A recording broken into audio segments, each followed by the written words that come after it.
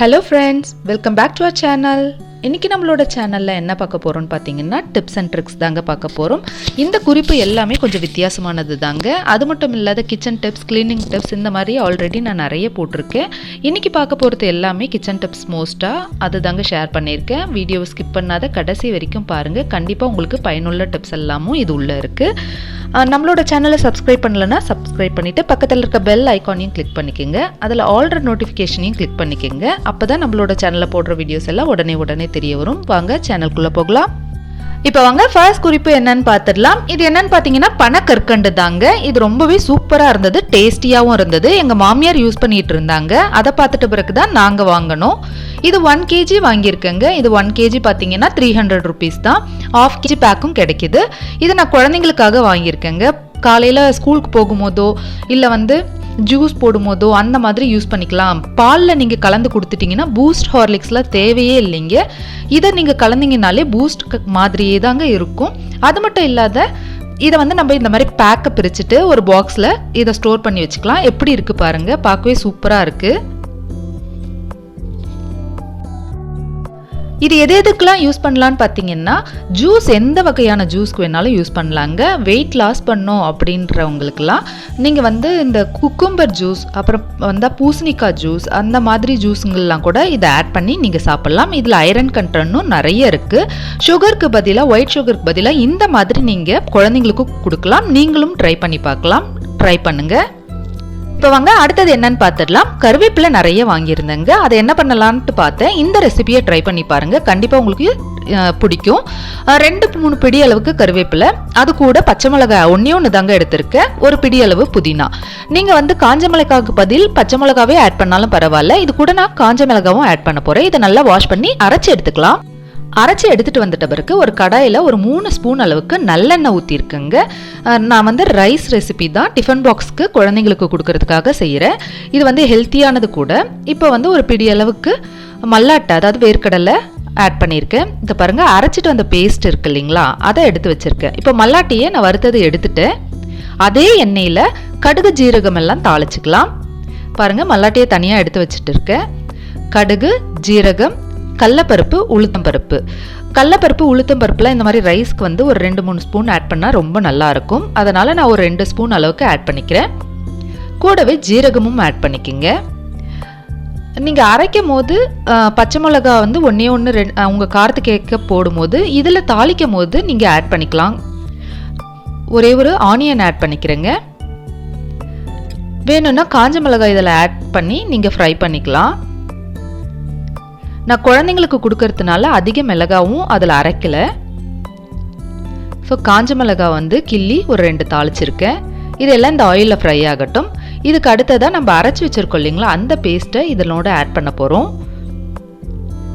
பாருங்கள், புதினா ஒரு பிடி அளவு தான், ஒரு 3 பிடி அளவுக்கு கருவேப்பிலை, கூடவே ஒரு பச்சை மிளகா. இதெல்லாம் நல்லா பேஸ்ட்டாக அரைச்சி இதனோட ஆட் பண்ணியாச்சு. இப்போ இதெல்லாம் இந்த ஆயிலில் நல்லா ஃப்ரை ஆகட்டுங்க. குயிக்காக இந்த டிஷ்ஷை செஞ்சிடலாம். அதே மாதிரி ஹெல்த்தியானதும் கூட. தேவையான அளவு சால்ட், அதுக்கப்புறம் மஞ்சத்தூள் கொஞ்சோண்டு போட்டு இதை நல்லா ஃப்ரை பண்ணிக்கோங்க. எவ்வளோ சூப்பராக இருக்குது பாருங்கள். இப்போ பாருங்கள், இது நல்லா ஃப்ரை ஆயாச்சு. இப்போ கேஸ் ஆஃப் பண்ணிவிட்டு நம்ம வடிச்சிருக்க ரைஸை இதனோட ஆட் பண்ணிக்கலாம். பாஸ்மதி ரைஸாக இருந்தாலும் பரவாயில்ல, இல்லை நார்மல் எந்த ரைஸாக இருந்தாலும் பரவாயில்லைங்க. இதனோட நல்லா மிக்ஸ் பண்ணி விட்டுட்டு நம்ம வறுத்து வச்ச வேர்க்கடலை இருக்கு இல்லைங்களா, அதையும் இதனோட ஆட் பண்ணி நல்லா மிக்ஸ் பண்ணிக்கோங்க. இப்போ பாருங்கள், லஞ்ச் பாக்ஸ் ரெசிபி குயிக்காக ரெடி ஆயாச்சு. இப்போ அடுத்த குறிப்பு என்னன்னு பார்த்தீங்கன்னா, இது சால்ட்டு தாங்க. இந்த பாக்ஸில் சால்ட்டை ஃபுல்லாக கொட்டியாச்சு. இது சால்ட்டுன்னு இல்லைங்க, எந்த பருப்பு வகையாக இருந்தாலும் பரவாயில்ல. இப்போ பார்த்தீங்கன்னா ஸ்பூன் உள்ளே போகிறதுக்கு ரொம்ப சிரமம். எவ்வளோ ஆட்டினீங்கனாலும் ஸ்பூன் தாங்க உடையும். அப்போ என்ன பண்ணலாம் அப்படின்னு பார்த்தீங்கன்னா, ஸ்பூன் உள்ளேயே நம்மளுக்கு ஒன்றுத்துக்கு வைக்கணும் அப்படின்னா இந்த மாதிரி ரிவர்ஸில் திருப்பி ஸ்பூனை உள்ளே வச்சிடுங்க. அப்போ எடுக்கும் போது நீங்கள் ஈஸியாகவும் எடுத்துடலாம்.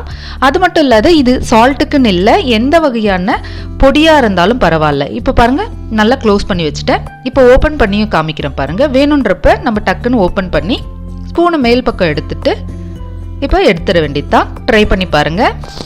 இப்போ வாங்க அடுத்த குறிப்பு என்னன்னு பார்த்துடலாம். இது பார்த்தீங்கன்னா நம்ம தோசைக்கோ இல்லை இட்லி ஊற்றுறதுக்காகவோ இல்லை ப்ரெட்டு ஏதாவது கேக் ஐட்டம் செய்யும் போது இந்த ப்ரஷ்ஷுங்கள்லாம் நம்ம யூஸ் பண்ணுவோம். இப்போ பாருங்கள் இதில் எவ்வளோ வந்து டஸ்ட் இருக்குது, அதே மாதிரி ஆயில் ஸ்டிக் ஆகிருக்கு. அது எப்படி க்ளீன் பண்ணலான்னு பார்த்தீங்கன்னா, இப்போ ஒரு பாத்திரத்தில் வந்து சுடு தண்ணி நல்லா எடுத்துருக்கங்க, நல்லா ஹாட் வாட்டர் எடுத்து அதில் ஏதாவது ஒரு லிக்விட் இல்லை சோப்போ ஆட் பண்ணிக்கோங்க. லிக்விட் ஆட் பண்ணும்போது இன்னும் நல்லாவே க்ளீன் ஆகுது. ஸோ விம் லிக்விட் எடுத்திருக்கேன், அதாவது பாத்திரம் துளக்கிற லிக்விட் எடுத்திருக்கேன். இந்த ப்ரஷ்ஷை இந்த மாதிரி ரிமூவ் பண்ணி இந்த ஹாட் வாட்டரில் போட்டுடலாம். இந்த ஆயில் வந்து ஸ்டிக்கியாக இருக்கும் பாருங்கள், அது வந்து ஸ்மெல் வர ஆரம்பிச்சிடும். நாள் ஆக ஆக ஸ்மெல் வர ஆரம்பிச்சிடும். அப்புறம் அந்த பிசுபிசுப்பு தன்மை வந்து நம்ம தோசை ஊற்றும் போதோ இல்லை கேக்கெல்லாம் எடுக்கும் போதெல்லாம் கொஞ்சம் கஷ்டமாக இருக்கும். இப்போ பாருங்கள், இதை நல்லா இந்த வாட்டரில் நல்லா மிக்ஸ் பண்ணி விடுங்க. கொஞ்ச நேரம் இதை அப்படியே விட்டுருங்க.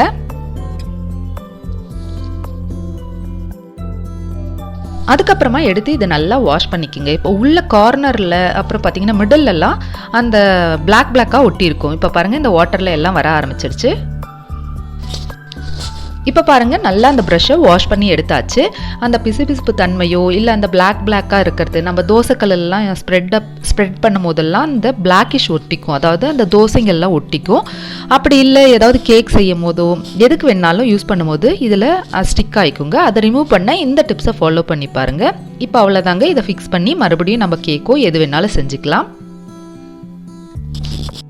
இப்போ வாங்க அடுத்த குறிப்பு என்னன்னு பார்த்துடலாம். காலிஃப்ளவர் வாங்கியிருந்தேங்க, பாருங்கள் எவ்வளோ சூப்பராக இருக்குது. என் பையனுக்கு இது ரொம்பவே பிடிக்கும். ஸோ இதை வந்து கொஞ்சம் பெருசாக இருக்கவே எப்படி ஃபுல்லாக செய்ய முடியாது இல்லைங்களா, அதனால் கொஞ்சம் எடுத்துகிட்டு மீதியை வந்து நம்ம ஸ்டோர் பண்ணி வச்சோன்னா பக்கோடா இல்லைன்னா காலிஃப்ளவர் மஞ்சூரியன், குருமா இந்த மாதிரி எது வேணாலும் செய்யலாங்க.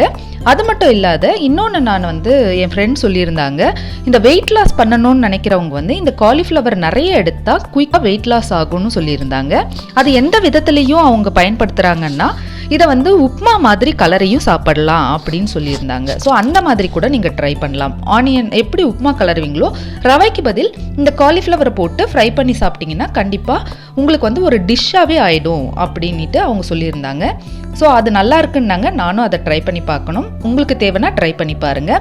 அது இப்போ வந்து இந்த காலிஃப்ளவரை இந்த மாதிரி கட் பண்ணிவிட்டு நம்ம ஒரு பாக்ஸில் ஸ்டோர் பண்ணி வச்சுக்கலாம்.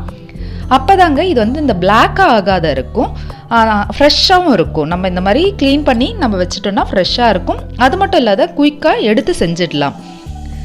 இப்போ ரவை உப்புமா செய்வீங்க இல்லைங்களா, ரவை உப்புமாக்கு வந்து ரவைக்கு பதிலாக இந்த காலிஃப்ளவரை வந்து நல்லா பொடியாக்கி அதை செஞ்சு சாப்பிடலாம் அப்படின்னு சொல்லியிருந்தாங்க. கண்டிப்பாக அதையும் நீங்கள் ட்ரை பண்ணி பாருங்கள். நானும் ட்ரை பண்ணி பார்க்குறேன். எனக்கு தெரிஞ்ச டிப்ஸையும் என்னோடய ஃப்ரெண்ட்ஸ் சொல்கிற டிப்ஸையும் உங்ககிட்ட ஷேர் பண்ணுறேன். இப்போ பார்த்தீங்கன்னா இது எல்லாமே ஒரு பாக்ஸில் ஸ்டோர் பண்ணிவிட்டேன். இன்னொரு பாக்ஸ்லேயும் கொஞ்சம் எடுத்து ஸ்டோர் பண்ணிக்கலான்ட்டு எடுத்து வச்சுருக்குங்க. ஸோ இதை கேப் போட்டு ஸ்டோர் பண்ணி வச்சிட்டோம்னா நம்மளுக்கு எப்பப்பெல்லாம் தேவைப்படுதோ அப்போல்லாம் எடுத்துக்கலாம். இன்னொரு பாக்ஸ்லேயும் ஸ்டோர் பண்ணி வச்சுட்டேன். இந்த மாதிரி நீங்கள் க்ளீன் பண்ணி ஸ்டோர் பண்ணி வச்சுக்கோங்க. ட்ரை பண்ணி பாருங்கள் இதையும்.